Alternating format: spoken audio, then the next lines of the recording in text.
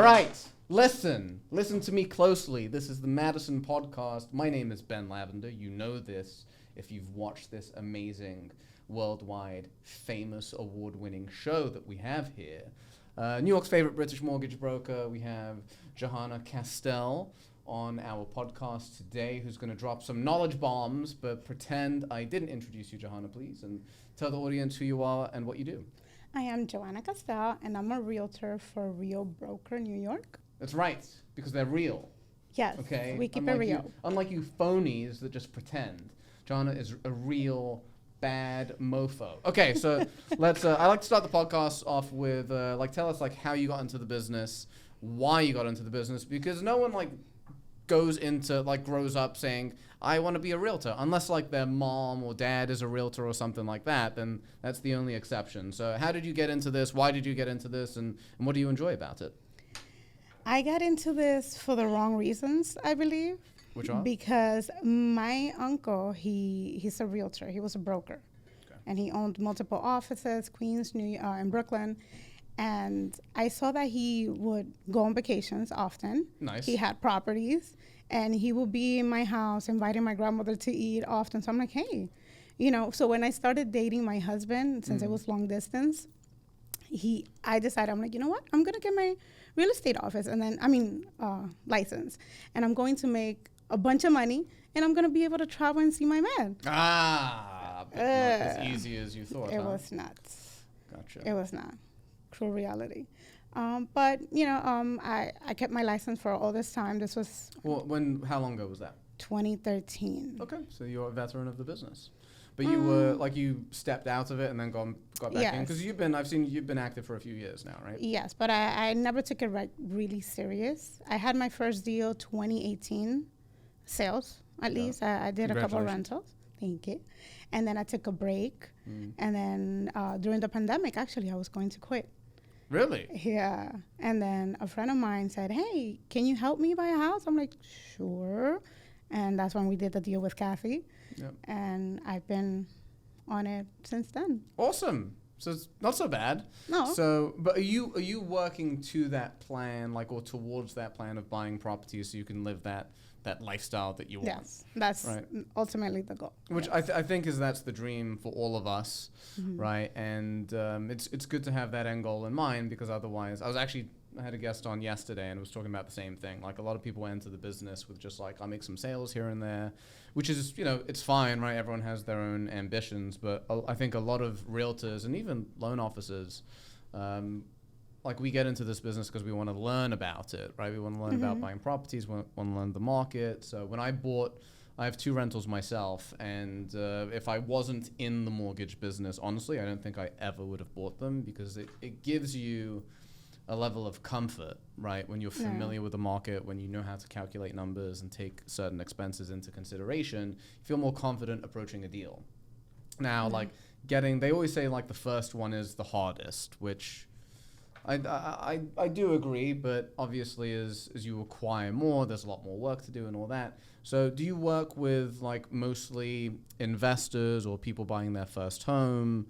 I work mostly with first-time buyers. Okay. Is that what you enjoy doing? Yes. It's very satisfying. People dream of buying, the American dream, basically. So people dream of buying their first time, their home for the first time. And the satisfaction after they close, it's so gratifying for me. Yeah, it's the best feeling in the world. Yeah, it straight is. up. I'm like, yes, I helped do that. Yeah, so. And then because I see a lot of people that also hate on realtors, right? They think that you guys don't do anything, which. No. So let's talk about that, because I saw a post on this the other day, and because the truth of the matter is, right?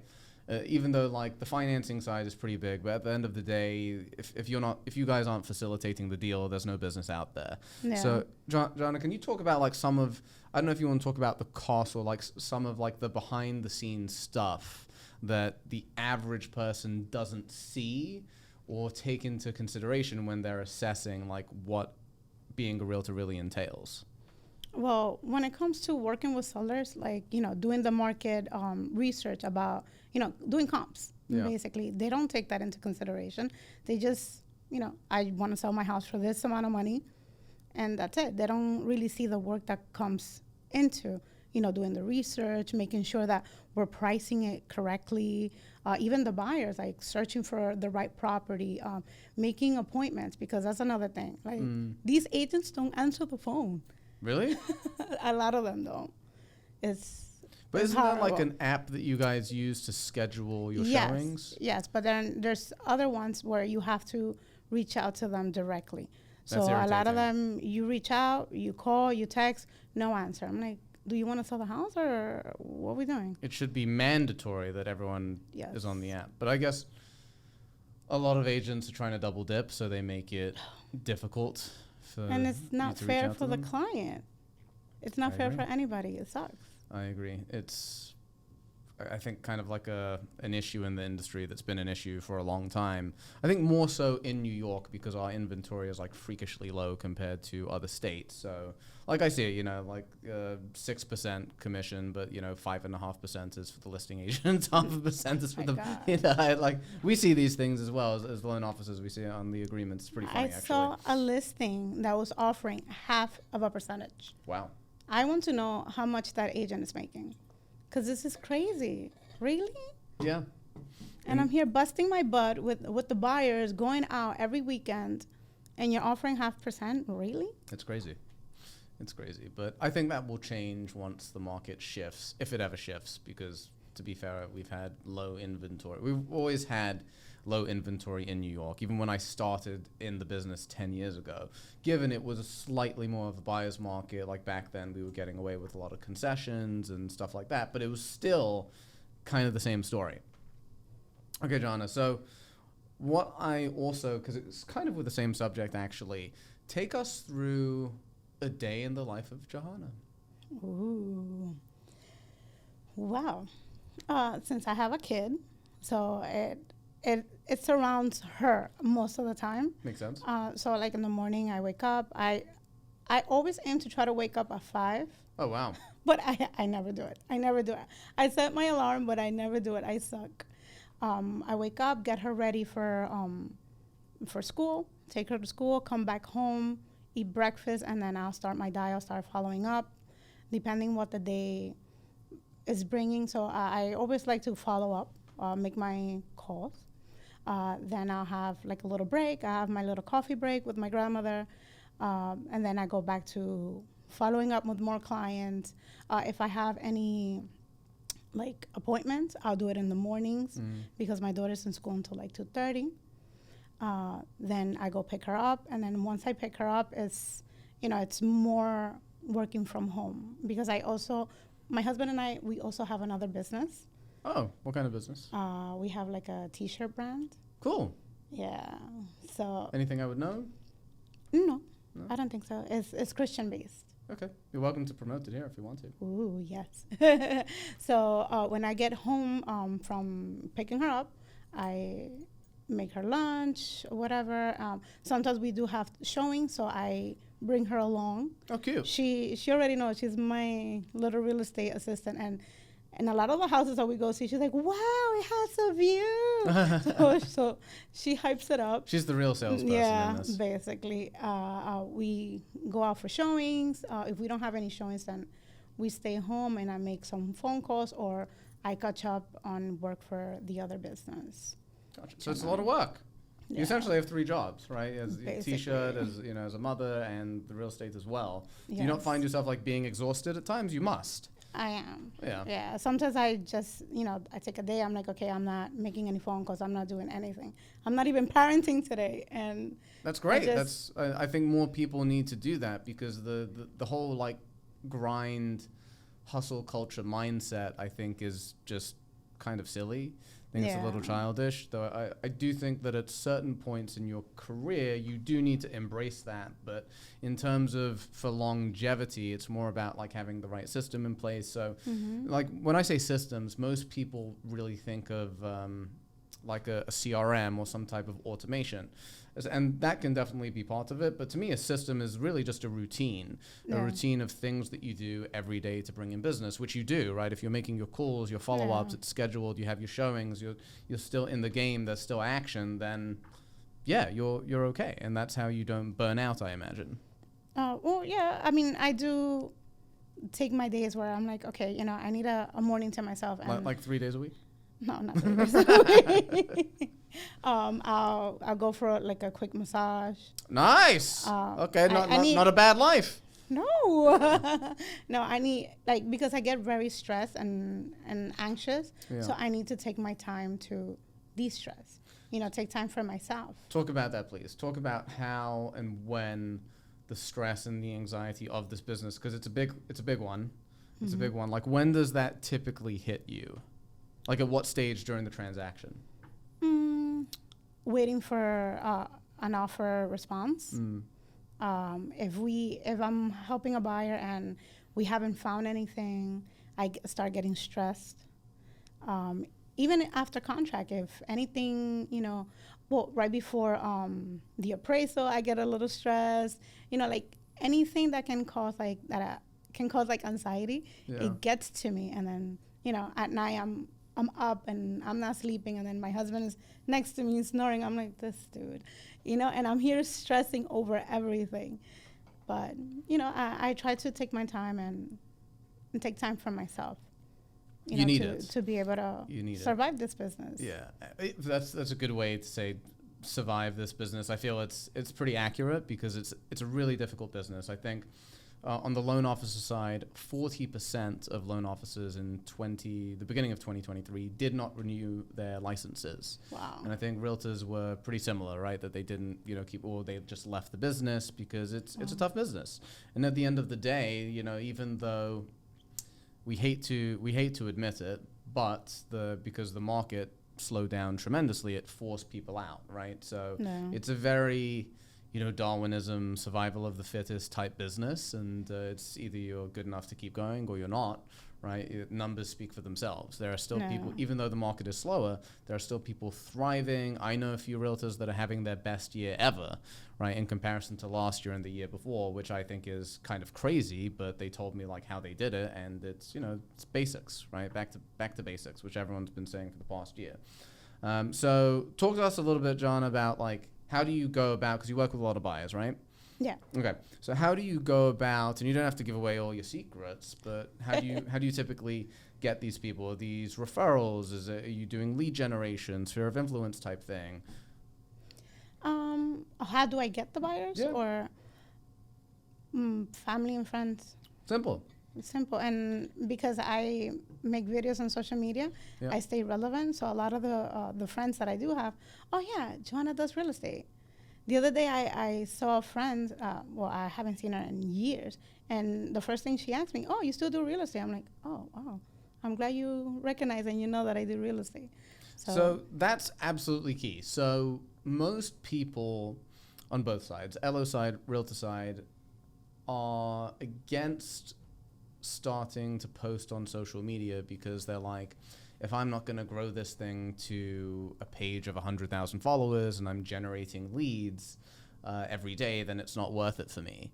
And what they don't realize is that it's just a tool to really stay top of mind with your sphere, right? So if you're not, you don't have to post every day. I post every day, but I don't think that's even required, right? If you're posting a video here and there and just reminding people that you're in the business, they'll come back to you because people won't remember, oh, you saw them at, a birthday of a family friend a year ago and you briefly mentioned you're in the business, and then like you expect them to remember that a year or two later. I mean, I think that's obscene, really, right? It's our job to stay in front of them. So that's I'm glad you mentioned that. It's a really good point.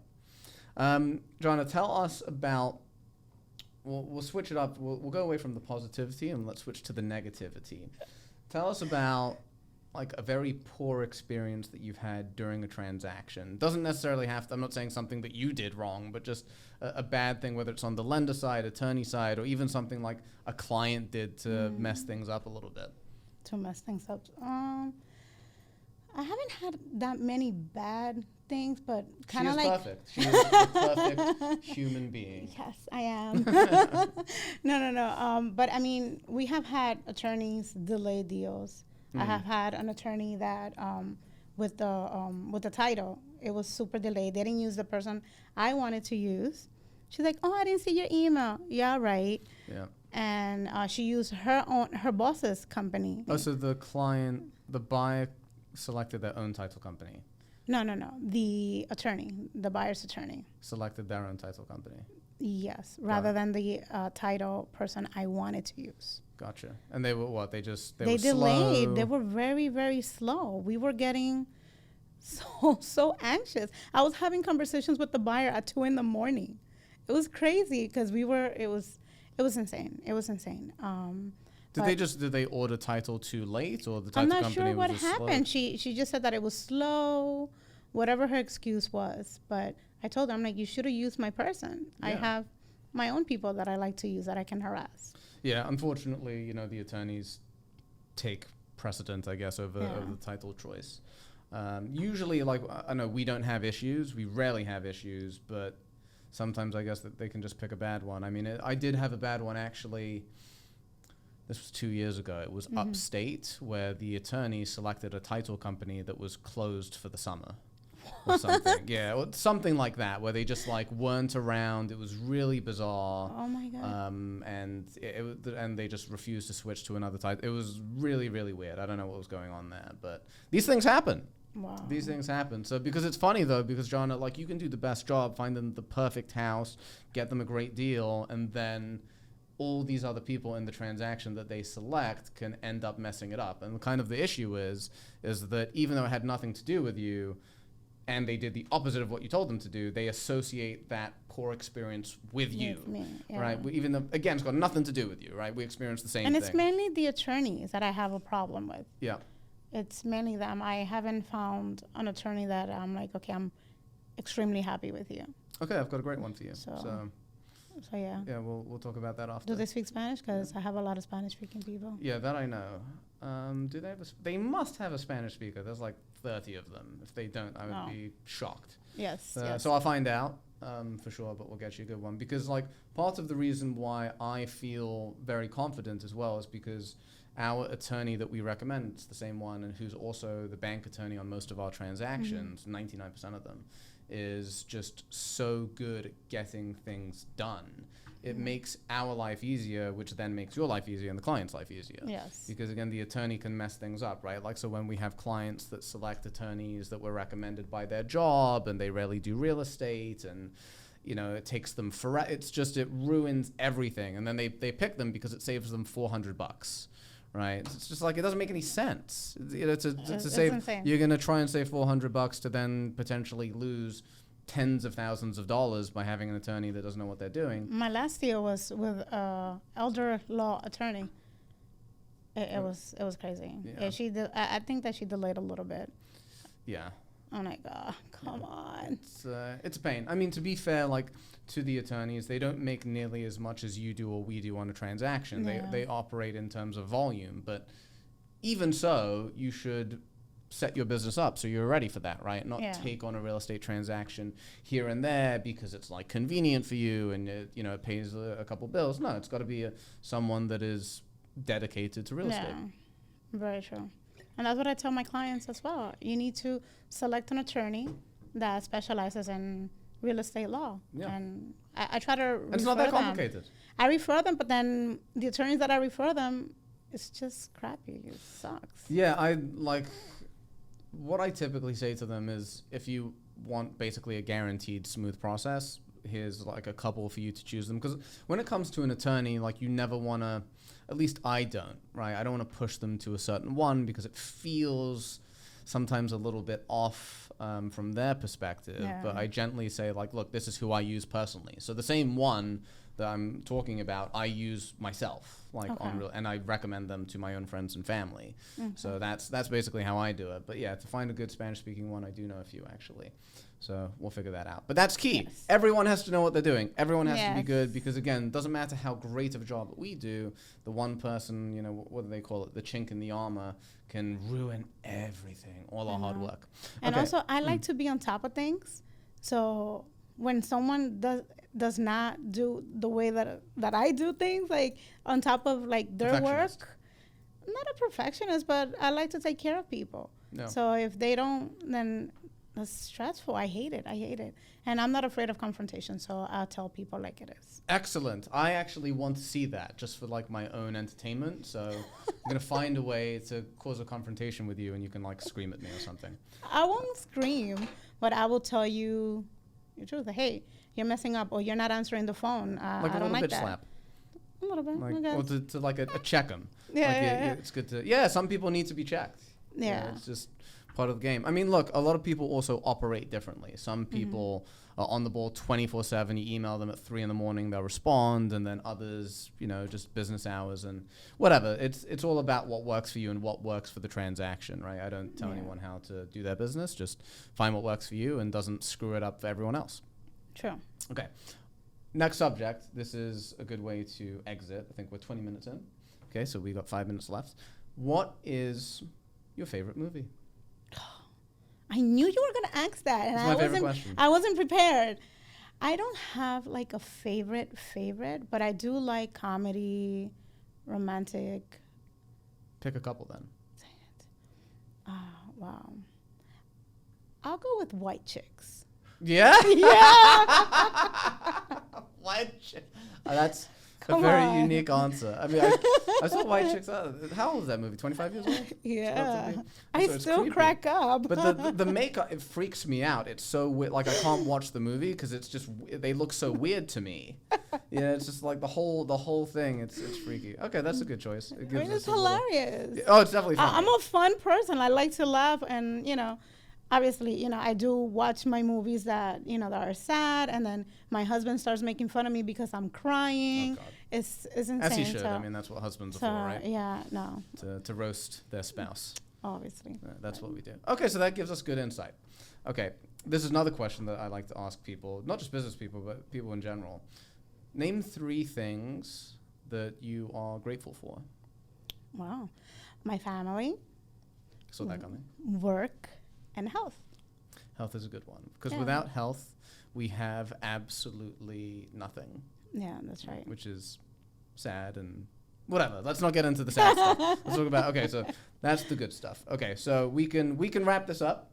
Johanna, any last tidbits of wisdom or values or anything that you want to tell the people of the United States of America? Treat others as you will want to be treated.